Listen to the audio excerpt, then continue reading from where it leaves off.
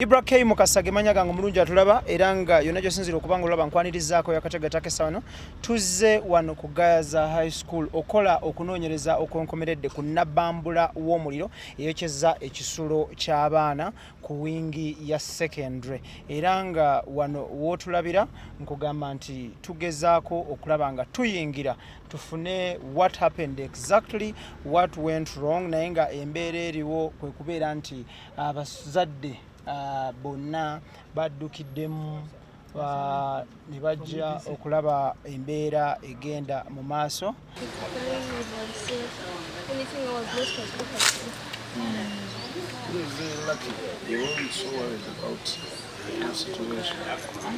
Nga omulungi atulaba tuli Gayazahighschool wano embeera eriwo kuba nti amawulire gaguddewo ekiro ekikeeseza leero nti ekisulo ky'abaana abayizi kyayidde era nga with me here y'omu ku bazadde ate nga muyimbi Bebecool. Nkulamusiza ow'ekitiibwa taata.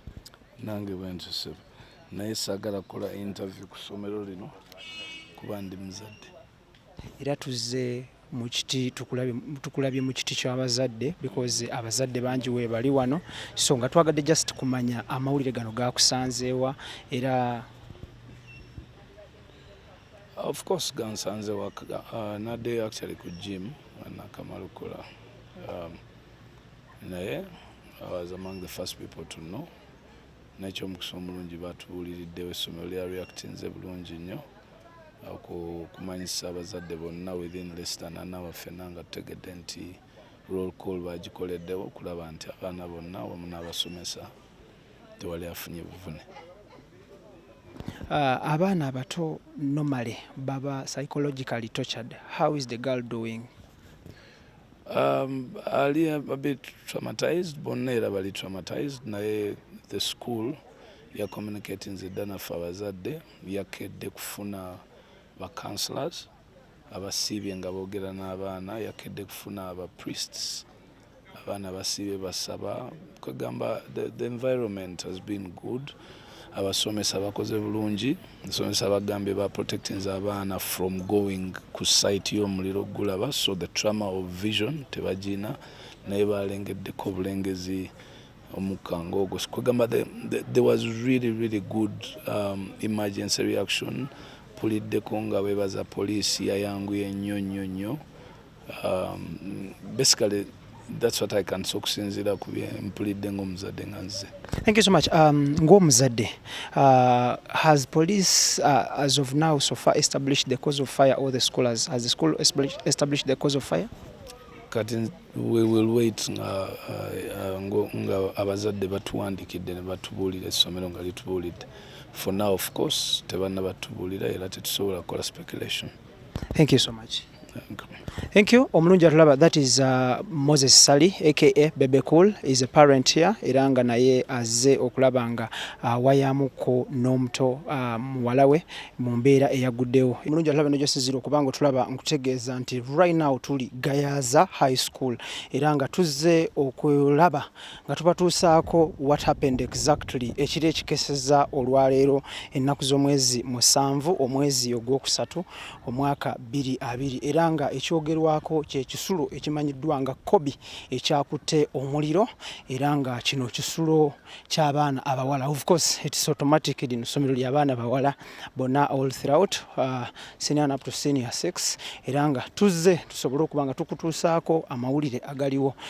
Tugenda kufunako abantu ab'enjawulo be tugenda okuba nga tuwayawayamuko nabo wano ne wali okusobola okuba nga tulaba embeera etambudde etya era nga abazadde baddukiddewo bonnambiro abazadde ne bajja era nga olunaku olwaleero baluwaddeyo nga lw'abazadde kujja kulaba nga boogerako n'abayizi boogerako n'abaana era nga embeera eriwo kwe kubeera nti n'essomero nalyo liteekinze initiative okusobola okuba nga baleeta ababuulirira abaana oba bayite ba counselors okugumya abato bano okwogera nabo okubagumya kubazzaamu amaanyi because embeera yonga embeera teba nnyango at the end of the day omwana nga muto bw'ati bw'alaba omuliro guno tekimubeerera kyangu nnyo era nga nkutegeeza nti tuli Gayazahighschool. Hello. How are you? So, embeera yeno gy'oli mu kulaba essaawa eno nti essomero lya Gayaza High School ekisulo ekimanyiddwa nga Kobi kyakutte omuliro. Wano w'oli mu kulaba y'embeera bw'eti era nga omuliro nabambula w'omuliro yayonoonye emmaali yatokomose mpitirivu nnyo omuli ebitabo by'abaana, omuli engoye z'abaana, omuli ebitanda, emifaliso n'amasuuka. Wabula nga amawulire agassanyu agali okubeera nti tewali mwana yajiridde mu muliro guno ge mawulire agessanyu omuntu aliyo yenna atulaba. Nkutegeeza nti embeera eno masomero mangi gazze gakwata omuliro naye nga ekyewuunyisa kiri kimu nti yo poliisi mu ggwanga Uganda erwawo okureleasinga reports, ekintu ekyennyamiza, ekintu ekimalamu amaanyi ate ng'era kyalibadde kyangu nnyo, kyalibadde kirungi nnyo abantu bano ne bareleasinga reports zino. At the end of the day releasinga report y'omuliro kyanguyira abantu okestablishinga obuzibu n'okubeera nga bali conscious about kyalese obuzibu. Naye nga amasomero nga Buddo lyakwata omuliro abaana ne bafa, masomero mangi nnyo gazze gajja. Abantu beekubirira endulu ne bagamba nti kiba kyannaku nnyo okubanga poliisi nga yo etwala gwannaggamba okubanga oba erwawo okureleasinga report zino. Nkutegeeza nti buno buvunaanyizibwa bwa poliisi okubanga beestablishinga cause, beestablishinga report ne bagiwa abo abalina okwemulugunya eri ekyo ekiba kiguddewo. Tugendako tutambulamu atuddeko oludda luli tusobole okubanga tufuna what exactly went wrong. Era nga nkutegeeza nti bw'otunulira ekizimbe kino nzimba nkola yadda kibadde kya mategula naye omuliro gwakyokyezza ne gwokya ebitabo by'abaana, ne gwokya ebintu by'abaana, ne gwokya buli kimu kyolaba. Naye nga ekyessanyu ekiriwo kwe kubeera nti temuli mwana yajjiriddemu, temuli mwana yafiiriddemu. Wabula ebibuuzo bingi ebiri wano olwaleero by'osobola okubanga weebuuza. Ekibuuzo ekisookera ddala kwe kubeera nti lwaki bano bafunye emergency response compared ku masomero amalala oba compared ku businesses endala oba compared ku bintu ebirala ebya bikutte omuliro. Nti mu mbeera eno omuliro lwabaluseewo bafunye emergency response ne guzikizibwa era nga nkutegeeza nti ekyenjawulo ekiriwo kwe kubeera nti bano bawaddeyo weekend eno yonna. Essomero lya Gayazahi lyawaddeyo weekend eno yonna okulaba nga abazadde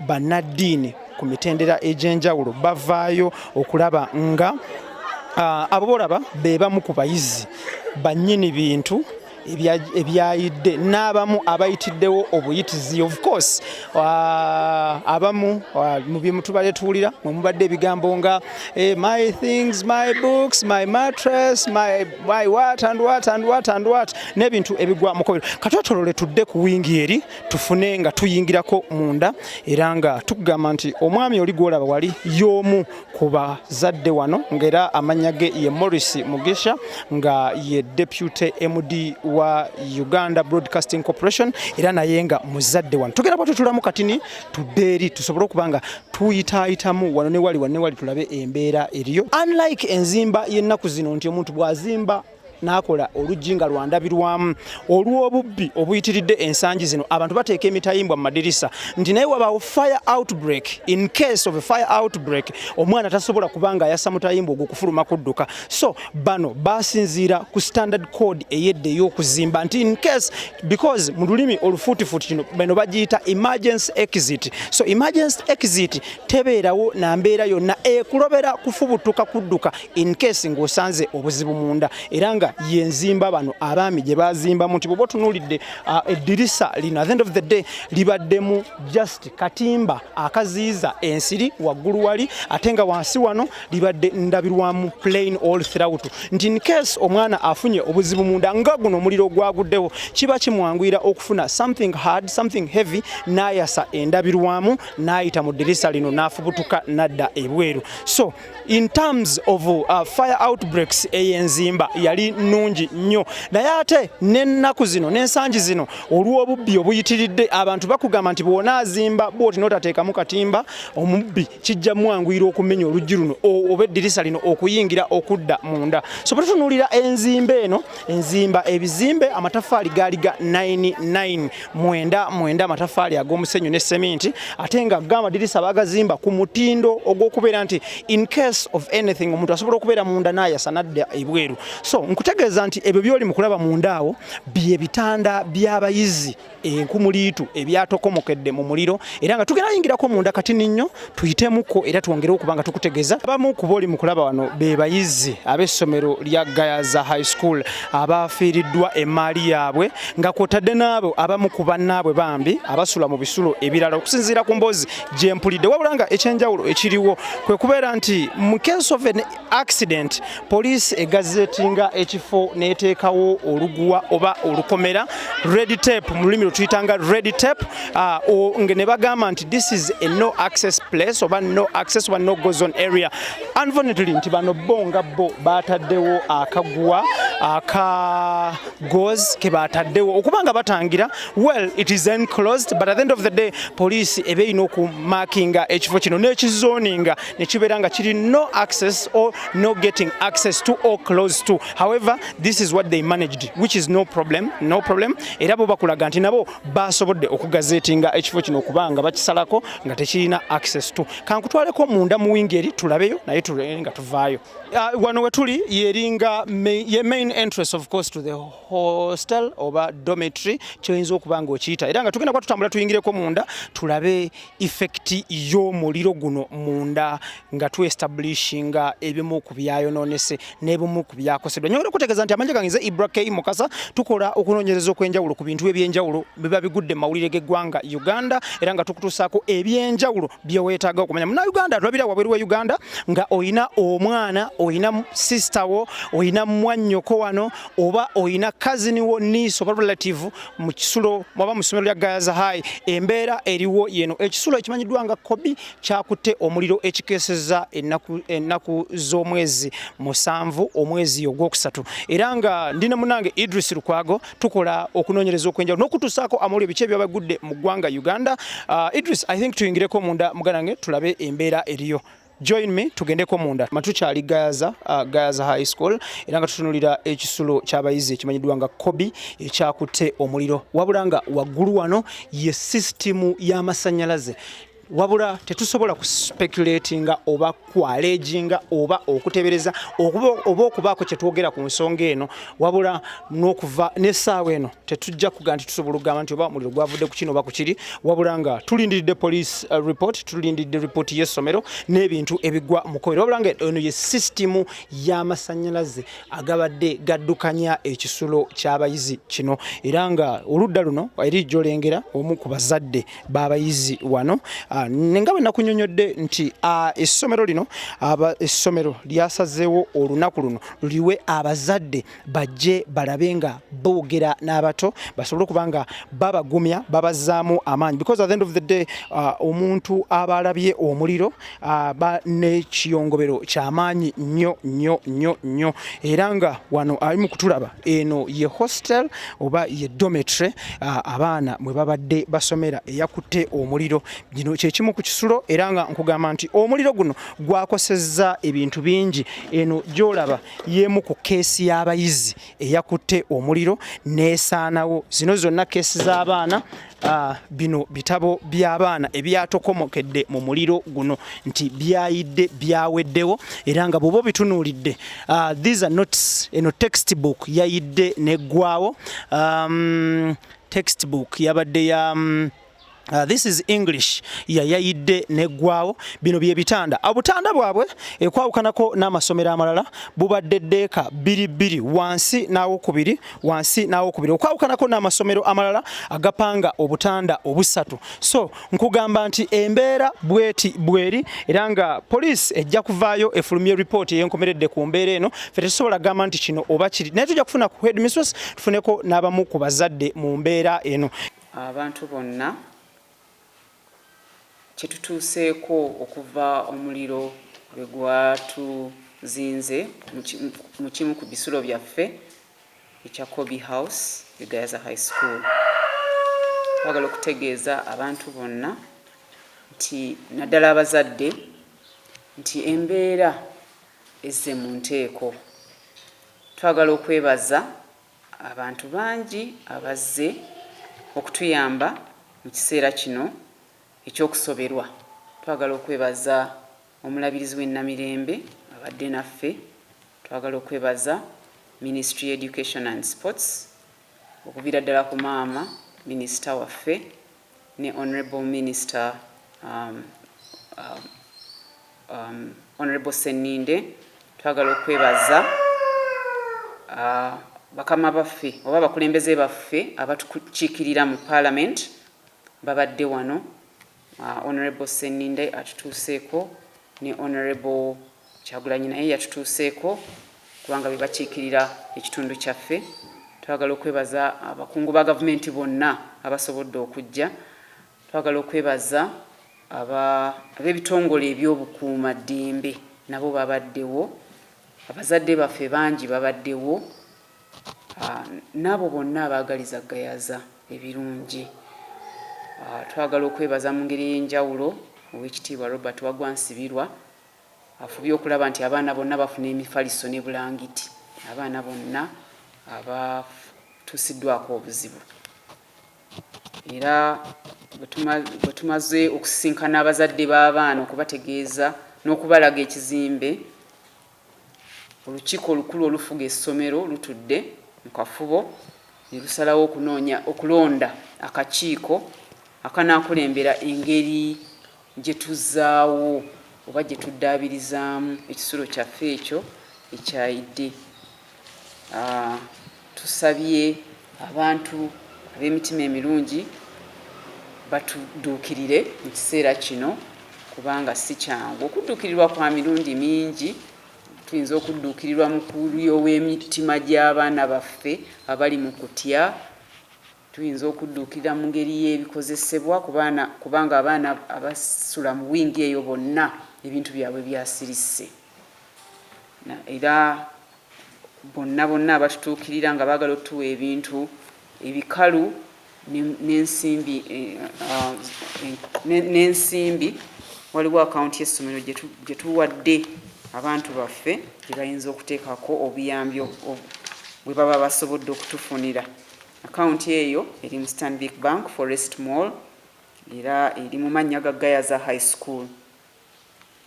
Account number eri 90000599 Abalala bayinza okutuweereza obuyambi basobola okubutuweereza ku namba y'essomero eri mobile money number. Abagala okutuweereza mobile money ku ssomero ku namba y'essomero eri 0772766364. Essimu eyo yawandiisibwa mu mannya ga Victoria Kisarale. Ettaka lyafuluma nti buli alina ekizimbe oba essomero oteekwa okubeera ne fire extinguishers, kaani zino ezizikiza omuliro, era nga kyassanyu nnyo nti tuzisanzeewo wano. Essomero libadde lizirina mu kaweefube okulaba nga bazikiza omuliro babatangira omuliro, era nga omulungi yatulaba ze zimu ku fire extinguishers ezaakoseddwa okulaba nga batangira omuliro guno oba okuzikiza omuliro, era nga zonna b'oziraba wano zonna nkalu nzibu zaaweddemu, which is very good. Omuntu yenna atandika business alina ekizimbe nga kyakomodatinga abantu. Bino byebintu bibatera okwogerako nga safety measures. Tokitwala nti kintu kyakwejera bye, tokitwala nti kintu baba bakunyigiriza ng'enjogera y'ennaku zinega nti government. Bino byonna biba byogerwako obeere nabyo in case of a fire outbreak osobola okubanga otangira omuliro, era nga zino fire extinguishers ezikunukiriza 20 nga bw'oli muziraba wano ze zaakoseddwa okulaba nga bataasa omuliro ogwabaddewo nti omuliro guno bagutaasiza obutava ku wingi eri kusala kudda ku wingi eno nti osanga singa tewabaddewo mbeera ya bizikiza muliro guno baali badde gusaasana ne guva mu kisulo kiri ne gudda ne mu kisulo kino kyonna, which is very good. So bannyini bizimbe amaka everywhere these things byetaagibwa, si kwejalabya siki nti tebakugamba nti teeka fire extinguisher ku kizimbe ekyo n'ogamba batunyigiriza oba bakola ki, yeeno ensonga lwaki biba biina okubeerawo. Era yonna gy'osizira okubanga olaba nkugamba nti tutunuulira essomero lya Gayaza High ekisulo ekimanyiddwa nga Kobi ekyakutte omuliro ekiro ekikeseza olunaku lwaleero ng'ennaku z'omwezi 7. However much nti kaani zino za kuzikiza muliro, obungo buli mu buzikiza muliro, naye waliwo kye tulina okutunulira nga kintu kikulu nnyo nti service gundi zino ziggwako ze-expiringa ne zituuka nga ziweddeko, era nga case in point nti next service yeeno yalina okubaawo nga 8/11/2017 kitegeeza yali eyiseeko. Wabula gwe ali eyo omulungi otulaba bino by'olina okutula mukola nti osobola okubeera ne kaani eno mu bizinesi yo maka oba mu ssomero oba mu ddwaliro oba awantu wonna neetuuka ng'eweddeko nga tekoze kiki oba olina okukola, oba olina okugizaayo ne baddamu ne bagisavisinga ne bafiiringa bupya obuwungu obwo ne babeera nga babujjamu, because ne bw'ogituuza emyaka 10 nga terina kyekoze bw'ogijjayo kola eyinza okulemerera okuzikiza omuliro, kiyinza okuba nga kikukosa. So at the end of the day baba ne dates ze bakuteerako wano nti new service yakolebwa nga 9/11/2016 ng'eggwako ogw'omunaana nga 8/11/2017 kiba kitegeeza nti kati ekyokulabirako yeeno ekulaga nti ng'ennaku z'omwezi 3 ogw'omusanvu 2020 ye service empya, ate nga service eyasembayo okukolebwa yali nga 3 ogw'oluberyeberye 2020, kitegeeza nti eno eba ekyali valid era ekyakola bulungi nnyo. So kyekintu ky'olina okutunuulira ku kaani zino eza obunga obuzikiza omuliro. Oze mu kiti ki wano ku ssomero lya Gayaza High School? Okusookera ddala nzize nga old girl kubanga I've been here for like about 11 years. I was here for 11 years, 1986 to 1997. Nasomerawo ate nenfuna omukisa nti ninawo omwana ali mu S1 2020. Ate era nenfuna omukisa nti ntuula ku board ya Gayaza Junior as an old girl representative. Ate nentuula ku board ya Gayaza High School nga goga member executive in representation of the old girls okuva Gayaza Junior. Amawulire gano gaakusanzeewa era wayisiddwa otya nga tonatuuka ku ground? Gano gabadde mawulire but it was a trauma. Nagifunye nga nakatuuka ewaka ssaawa nga zaabadde ssaawa 2 actually 2 nalabye ku Facebook. So on seeing that I was so traumatized. So I didn't settle in until I really had got the news. Okutegeera ddala what exactly has happened, especially okuba nti aba students are they safe. Naye nafunye omukisa okutegeezebwa on the Goga group that everything was running well. Then Nenzija, we try to follow up and see how safe the girls are, how to calm the parents down, kubanga nabazadde babadde traumatized, how to see everything moving and making it as comfortable as possible. No kubeererawo omukyala Kizito, because above the fact that she's a head teacher, she was my teacher and she's my personal friend. Kale toyanziza nnyo nnyabo. Kale sebo mwebale nnyo byonna. We are appreciative of whatever you've done, the follow up. N'abantu baffe muleme kugwamu maanyi. Everything is very much under control. Tusuubirayo ebitanda mu nnaku ntono nnyo. We expect all the beds in 8 days. We have got all the mattresses, we have got all the blankets, sanitary things byonna tubifunye. Kati tusigaza kukola fundraising okulaba nga ekizimbe kiddawo, and we wanted to do that in minimally about 25 days if that could be possible. Negatiddwako teacher Irene Sebugwawo, nkulamusiza maama wange. Kale sebo. Amawulire ge mulimu gannaku ekikangabwa kye mwafunye ekiro ekikeseza olwaleero ng'ennaku z'omwezi 7 ogwokusatu. Abatulaba baali agadde okumanya embeera eri etya kati as of now? As of now embeera ekkakanye. Yes, ekikangabwa kyabadde ky'amaanyi nga ddomu yaffe eyidde Kobi, naye si yonna, kitundu kyokka nga kisulamu abaana 6 kuva ku S1 paka ku S4, naye teri mwana yalumiziddwa. Ffe nga ab'Egayaza twebaza Mukama era ebintu biddizibwawo. Ate tufunye abantu bangi abatuyambyeko olunaku lwonna, batuleetedde ebintu, emifaalisa abaana already bonna bafunye, blankets byonna tufunye. tusaba n'abo bonna abasobola okuleeta ebirala batwongereko abaana baffe babeere bulungi basobole okusoma. Teacher, osomesa kibiina ki? Nze nsomesa classes zonna senior 1 paka ku senior 6. Masomo ki? Nsomesa Lufalansa. Okay, tweyanziza nnyo abatulaba balyagadde okumanya embeera eno abaana kyemmanyi bakoseddwa psychologically mukicontaininze mutya obwongo bw'abaana however much teri mwana yakoseddwa nti yayidde oba ki? Abaana at first yabadde kikangabwa ku bo ne babadde bazze mu prep time ate tukola roll call. Kyetwakoze kwe kusooka okumanya bonna weebali era bonna nga weebali. Twakoze roll call emirundi 7 ne tukonfaminga ti bonna weebali. Then twabaddewo n'abapiti ababadde bakamala okukola meeting yaabwe ne board of governors ne tubayita immediately ne police tuli kumpi Kasanga tinejja ne twegattira wamu kusaba. Ne tusaba ne bayimba ne tuba preparing psychologically ne tumala ne tugamba abalabo nogena mu doomu twasembezaayo abadoomu eyayidde naye bagenza okutuuka twaba tutta okusula nga tubaalidde bulungi obuliri ne twongera okusaba ne tuyimba tewaliwo yafunye buzibu.